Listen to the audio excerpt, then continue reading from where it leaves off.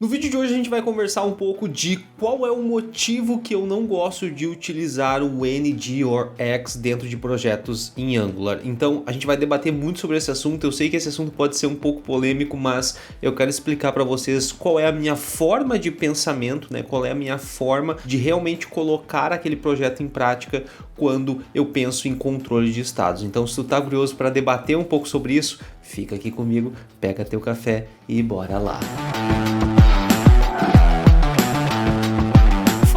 Henrique Jareta por aqui, e no vídeo de hoje a gente vai debater um assunto polêmico. Eu quis trazer essa ideia de vídeo porque eu vejo muitas e muitas pessoas utilizando, por exemplo, o NGORX junto com o Angular, e isso acaba aumentando a complexidade da aplicação em mais de 100%. Então, às vezes a gente tem que mudar alguma coisa, às vezes a gente tem que controlar esse estado de uma forma diferente, e talvez o NGORX não é a melhor solução. Então, para quem não sabe, o NGORX é o Redux do Angular, né? Então a gente pode também utilizar o Redux em outros frameworks, em outras tecnologias, mas quando a gente fala de NGORX, né, é referente ao Redux do Angular. E existem muitas aplicações com o Angular que utilizam o Redux, só que dentro do Angular também a gente já tem algo nativo que faz isso, né? Que é o nosso famoso RxJS, né? Ou RxJS, como vocês quiserem falar, que já vem nativo do Angular, onde a gente consegue controlar esse estado e é de uma forma muito mais simples, é de uma forma muito mais tranquila de fazer comparado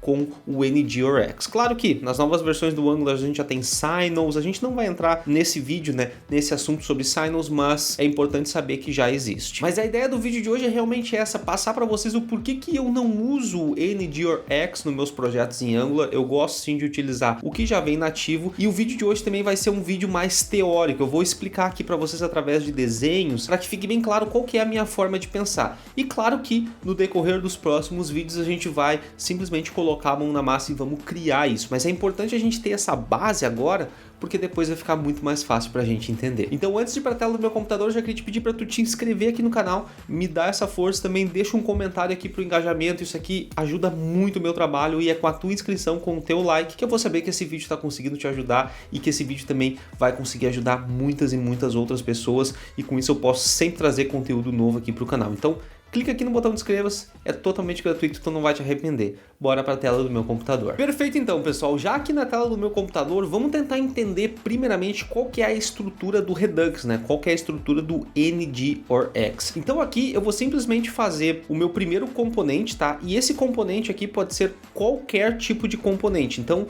vamos supor que aqui eu estou utilizando o meu app component, mas novamente, esse componente aqui, pessoal, ele pode ser o meu compras component, ele pode ser o meu carrinho de compras component, enfim, qualquer componente que vocês tiverem na aplicação de vocês. Eu vou usar aqui o app component porque o app component ele é o componente principal, então ele vai ser mais fácil aqui da gente poder exemplificar. Deixa eu só selecionar esse cara aqui e colocar ele para baixo. E como é que funciona na estrutura do NGORX? Todo componente por si só, ele tem algo que a gente chama de selector dele. Então ele tem o próprio seletor. Então vou colocar aqui como selector. Esse seletor nada mais é do que uma forma de comunicação, digamos assim, que o componente tem. E esse seletor, quando a gente define ele, ele automaticamente fica vinculado a o meu componente. Deixa eu só tirar esses 5 aqui, aí, show de bola. Ele fica automaticamente vinculado ao meu componente. E é basicamente esse tipo de seletor aqui que vai fazer toda a comunicação que a gente precisa. Porém, como a gente fala de NGORX, a gente está falando sobre controles de estado de um componente. E o que é um estado, né, pessoal? Vamos pegar, por exemplo, um carrinho de compras. Quando eu adiciono um item no meu carrinho de compras e eu continuo a comprar,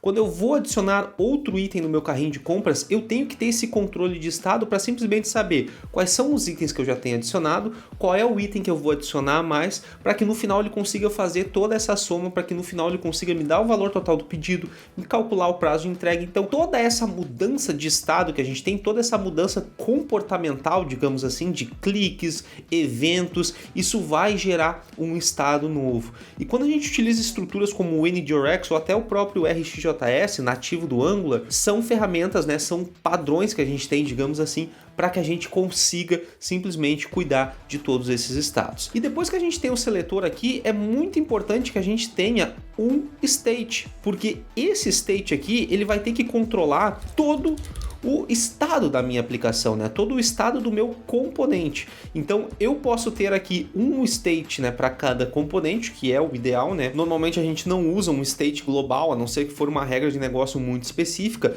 mas esse state aqui, pessoal, ele vai ficar automaticamente ligado no meu seletor. Então tudo isso aqui que a gente viu até agora, pessoal, esses dois campos aqui, eles são inteiramente ligados ao meu componente principal, ao meu app component. Se eu tivesse, por exemplo, um app component 2 ou um carrinho de compras component, ele teria que ter essa mesma estrutura. Mas agora a gente precisa definir realmente o que é um state, como é que é o tipo desse state, o que esse state vai ser. Normalmente, pessoal, o state nada mais é do que um objeto JSON que a gente já está acostumado a ver, onde esse objeto aqui ele vai conter diversas chaves. Então eu posso pegar aqui, por exemplo, o item, né, que eu comprei, eu posso pegar aqui, por exemplo, o preço desse item que eu comprei, eu posso pegar aqui, por exemplo, a quantidade desse item. Então, olha só quantas coisas eu tenho aqui dentro do meu seletor, tá? Então, esse seletor aqui, ele funciona como um objeto,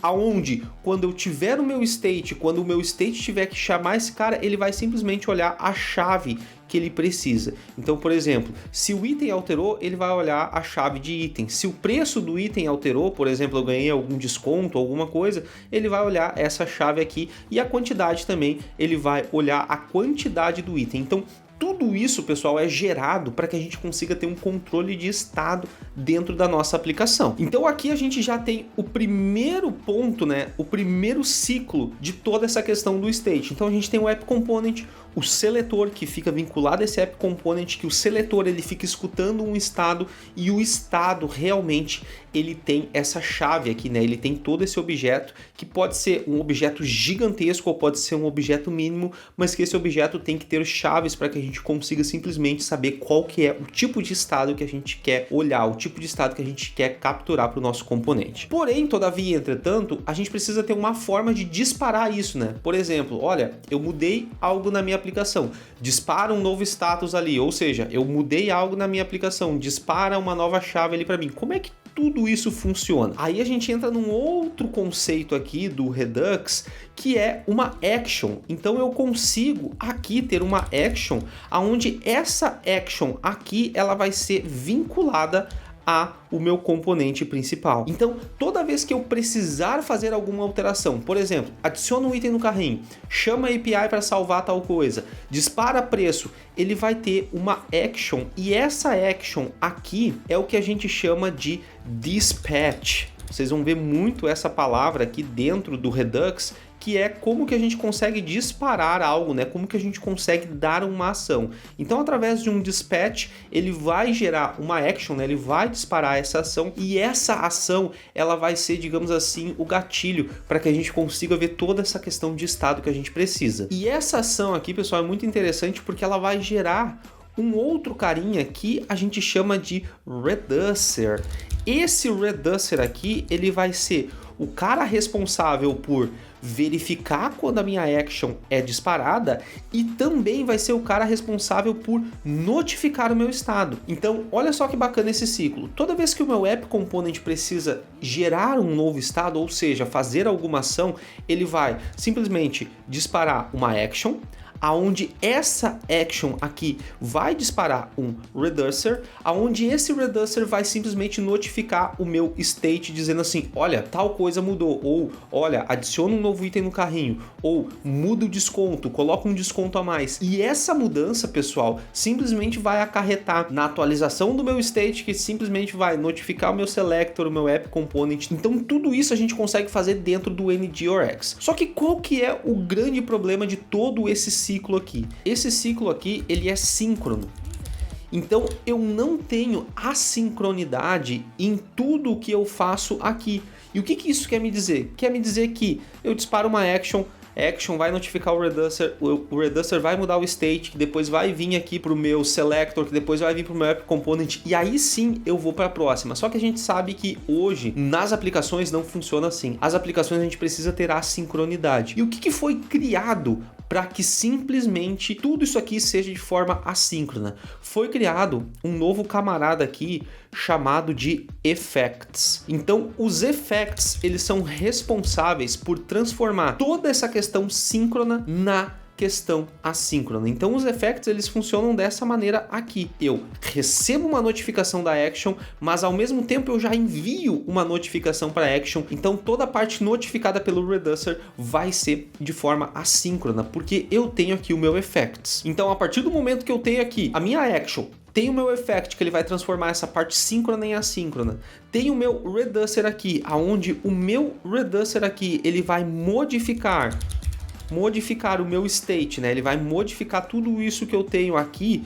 Eu simplesmente já tenho o ciclo do meu NDRX. Eu simplesmente já tenho como que o meu NDRX funciona por baixo dos panos. Só que esse ciclo aqui, pessoal, vocês concordam que é um ciclo muito complexo, porque a gente está falando do Angular, que é um framework que já tem uma estrutura própria de controle de estados, né? Que nem eu falei no início do vídeo, a gente não vai entrar no mérito aqui de signals, a gente tem bastante coisas legais, a gente pode tratar isso em outros vídeos, mas a ideia aqui é entender como que esse processo funciona. Se eu for olhar aqui como que o Angular funciona, a gente vai ter algo diferente, porque o Angular, através do NDRX, deixa eu até colocar aqui para ficar mais claro para vocês, ó, o NDRX, ele é o Redux, e eu tenho aqui o RxJS, que é nativo do Angular, tá? Então todo esse processo que a gente viu aqui, ele é o NDRX, que é o que eu não gosto de utilizar pela complexidade que ele cria. Mas o RxJS, como é que ele funciona? Deixa eu voltar aqui só. Ele funciona da seguinte maneira.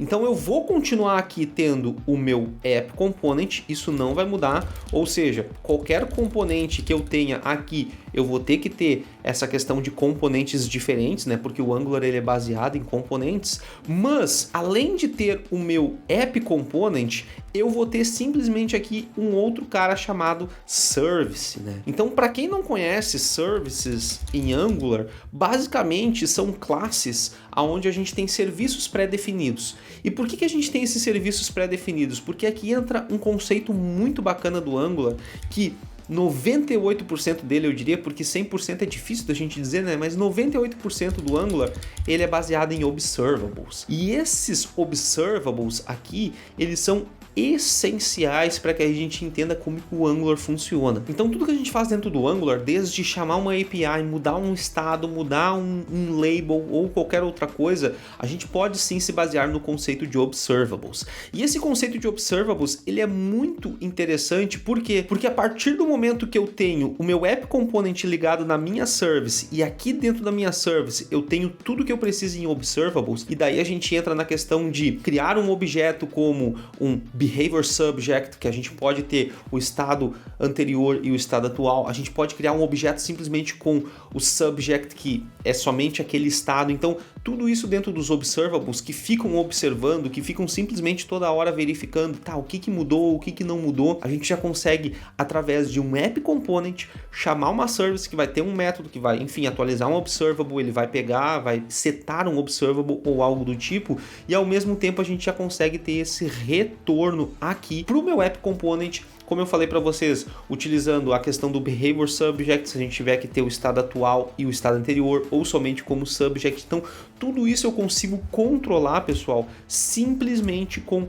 este recurso aqui de app component, né, o meu componente, services e trabalhar com observables, tá? Para quem não conhece também, o ciclo de vida de uma service dentro do Angular é singleton, basicamente. Então a gente sabe que no ciclo de vida da injeção de dependência, lá como a gente gosta muito de estudar, né, que a gente tem aqui todos aqueles tipos lá de ciclo de vida, aqui no Angular funciona como singleton. Mas a grande questão é entender que através de observables, eu consigo simplesmente ter uma service, onde essa service vai se comunicar com o que eu preciso, e como ela é o padrão singleton, né, eu vou ter a instância dela por si só, e eu vou simplesmente evitar que eu tenha todo esse meu controle aqui, simplesmente porque eu estou utilizando NDRX. Então galera, olha só que interessante esse padrão de utilizar observables junto com services e a gente ter todo esse serviço ali de controle que a gente precisa, e a gente deixa de lado de ter uma estrutura super complexa, que novamente é muito útil essa estrutura de Redux